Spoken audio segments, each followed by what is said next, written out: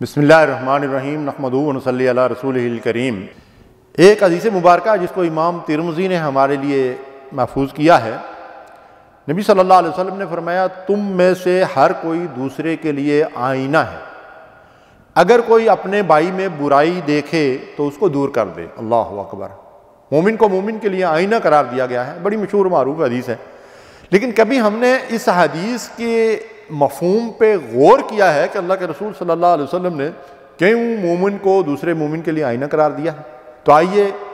آئینے کی کچھ صفات کو سمجھنے کی کوشش کرتے ہیں تاکہ پھر یہ تلاش کریں کہ ہمارے اندر یہ صفات موجود ہیں یا نہیں موجود۔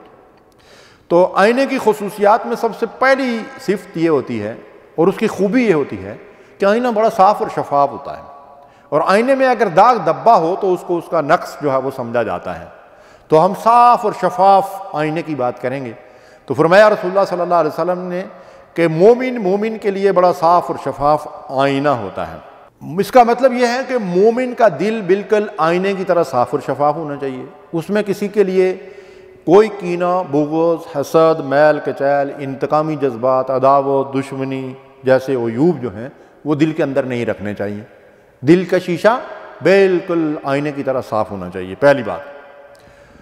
دوسری بات یہ ہے کہ آئینہ اس وقت ہمیں اپنی تصویر دکھاتا ہے جب ہم اس کے سامنے کھڑے ہوتے ہیں،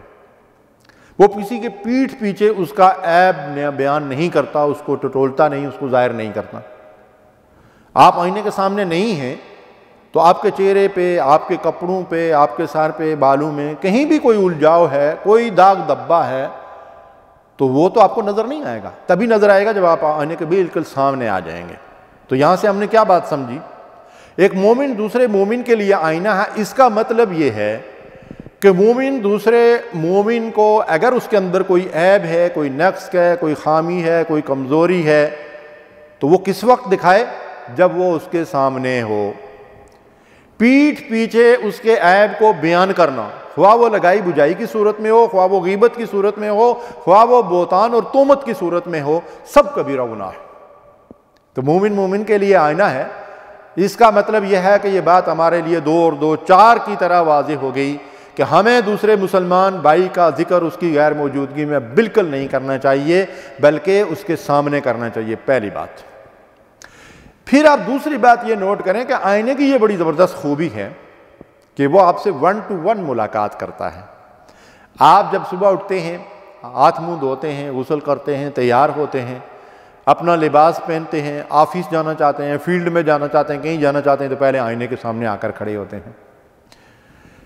اسے اپنی شکل و صورت دکھاتے ہیں، اسے اپنا سراپا دکھاتے ہیں، اور بعض نے تو قداور جو ہے وہ آئینہ رکھا ہوتا ہے، سر سے پاؤں تک اپنے سراپے کا پورا جائزہ آئینے کے سامنے کھڑے ہو کر لیتے ہیں۔ جی، اب جب وہ آئینے کے سامنے کھڑے ہو کر اپنے سراپے کا جائزہ لے رہے ہیں، اسی وقت وہ اپنا داغ دھبا ان کو دکھاتا ہے۔ اور اچھا، جب اس کے اندر کوئی داغ دھبا نظر آتا ہے تو کوئی آدمی آئینے سے تو نہیں لڑتا نا، اسے برا بھلا تو نہیں کہتا نا، بلکہ اس داغ دھبے کو دور کرنے کی کوشش کرتا ہے، اپنی اصلاح کرتا ہے۔ اس طرح اگر کسی بھائی بہن کو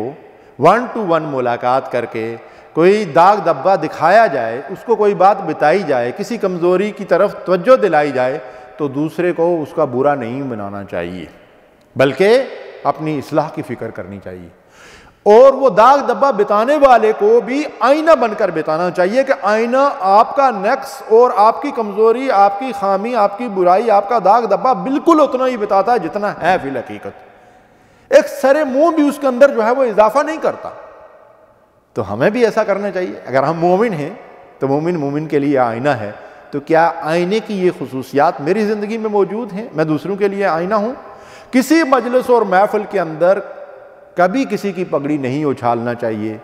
کبھی کسی کے برائی جو ہے اس کا ذکر نہیں کرنا چاہیے۔ اگر برائی ہے اور آپ اس کی اصلاح چاہتے ہیں تو 1 to 1 ملاقات کر کے اس کو توجہ دلائیں، اور توجہ دلانے والے کو بھی چاہیے کہ وہ اگر اس کے اندر اگر پھر یہ ہے کہ جب آپ توجہ دلائیں گے، ہو سکتا ہے آپ کو غلط فہمی ہوئی ہو تو بھائی کو چاہیے، بہن کو چاہیے کہ وہ آپ کی غلط فہمی دور کر دے، یہی اصلاح کا طریقہ ہے۔ تو ہم ایک دوسرے کے لیے آئینہ بن سکتے ہیں۔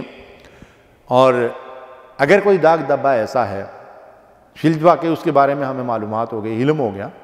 تو اس پہ پردہ ڈال دیں، من سترہ مسلمن سترہ اللہ یوم القیامہ، مومن کی شان اللہ نے یہ بیان فرمائی، اللہ کے رسول صلی اللہ علیہ وسلم نے، کہ جو کسی کے عیب پہ پردہ ڈال دے اللہ قیامت کے دن اس کے عیبوں پہ پردہ ڈال دے گا۔ ہمیں معلوم ہے ہمارے عیب کتنے ہیں، کیا ہم میں سے ہر ایک کی یہ خواہش نہیں ہے کہ اللہ قیامت کے دن میرے گناہوں پہ پردہ ڈال دے؟ تو ہم دوسرے کے عیبوں کے اوپر پردہ ڈال دیں گے، اللہ قیامت کے دن ہمارے عیبوں کے اوپر جو ہے وہ پردہ ڈال دے گا۔ تو یہ چند خصوصیات ہیں جو آئینے کی میں نے آپ کے سامنے رکھی ہیں۔ ہمیں بھی چاہیے کہ ہم دوسرے مومنین کے لیے فی الواقع آئینہ بنیں۔ وآخر دعوانا الحمدللہ رب العالمین۔